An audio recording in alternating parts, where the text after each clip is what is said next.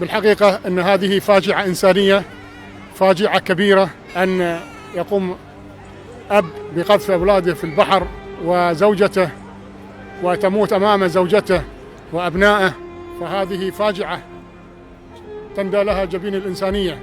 هذا النظام الذي بات على كبد أهل الشام وقتل أهل الشام وشرد أهل الشام، فلذلك حينما نقول لميركل رئيسة وزراء ألمانيا أو النمسا أو ذيل اللي استضافوهم نقول لهم شكرا، بلا شك أن احنا نقول لهم شكرا، ولكن كذلك هم لهم يد في هذا الموضوع.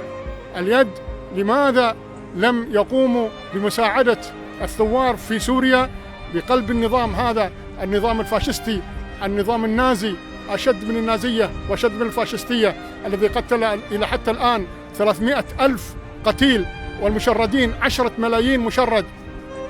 ثم نعود لنقول شكرا للآخرين. لماذا لا تساعدون الشعب السوري للإطاحة بهذا النظام؟ كذلك نقول لإخواننا في دول الجوار، أنتم أولى بإخوانكم، أنتم أولى بإخوانكم.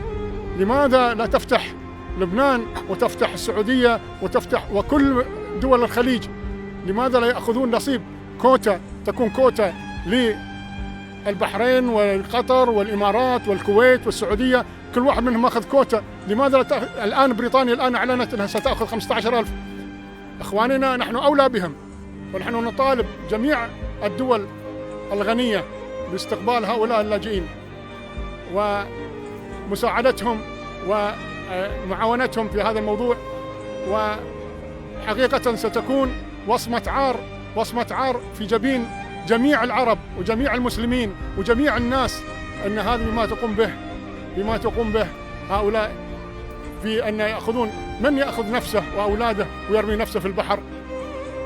إلا ما أحدك على المر إلا الذي أمر منه.